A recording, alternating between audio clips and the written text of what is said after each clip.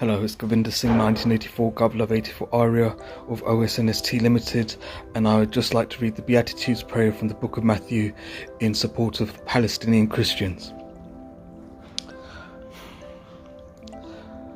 Blessed are the poor in spirit, for theirs is the kingdom of heaven.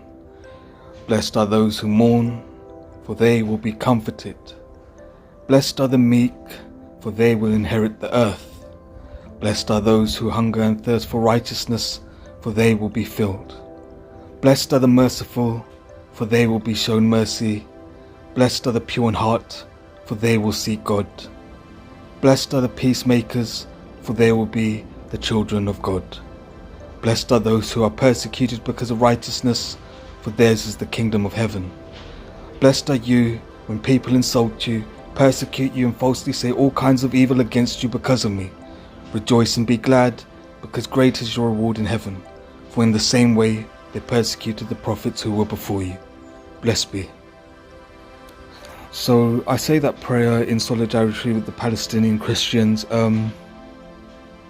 Really and truly, if Jesus was born today, he'd be a West Bank Palestinian national.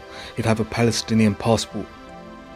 He'd be an Israelite by ethnicity. His ethnicity would be Israelite, but his nationality would be West Bank Palestinian. So I just wanted to do a prayer in support of the Palestinian Christians. The Palestinians are originally Canaanites, from the land of Canaan, originally Canaan.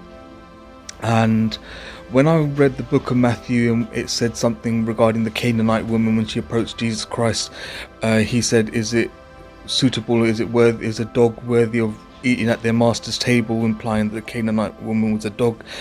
When I read that, I thought that's very rude. I didn't like that, because the land is Canaan, it's the holy land of Canaan, it belongs to the Canaanites.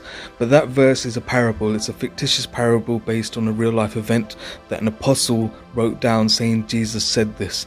Whether Jesus actually said that, we will never know until our departure, when all is revealed.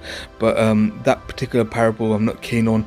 But the other parables in the New Testament book of Matthew I really like safeguarding children, looking after children, speaking in defense of the poor and vulnerable. And I think the Beatitudes prayer is a really nice prayer. And when I do a prayer or I remember Jesus Christ, I remember the Aramaic speaking Jesus Christ, who's been described of having brown bronze skin and hair like wool. So he's a coloured brown man.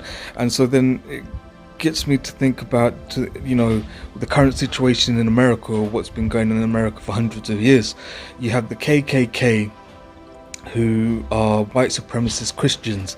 But if you really think about it, if Jesus Christ was to walk in the deep south of America, Turtle Island, Native American territories that have been occupied by right-wing Christians, European Christians, if Jesus Christ he'd get lynched. The white supremacist, racist, Zionist Christians in America would lynch Jesus Christ. They'll tell him to speak English because this is America, and they'd lynch him for being brown skinned and not speaking English because he speaks Aramaic. So that's why before, in my previous blogs, I was explaining how angry I was because of the conquest, I forgot how to pronounce it, what the Spanish and Portuguese did to the indigenous Americas, what happened during the triangular trade, and what happened to Africans during the scramble for Africa by right-wing European distorted interpretations of Christ's Gospels, what they did to people in the name of racism. That really irked me. But when I really started reading the book of Matthew and started looking at the actual Jesus Christ, when he's a brown-skinned brown prophet and he speaks Aramaic and he doesn't speak English, then I started realizing very quickly that was what I'm angry about, is more to do with right-wing European racism more than the actual Jesus Christ, because what they did in the name of Jesus Christ goes against the nature of Jesus Christ.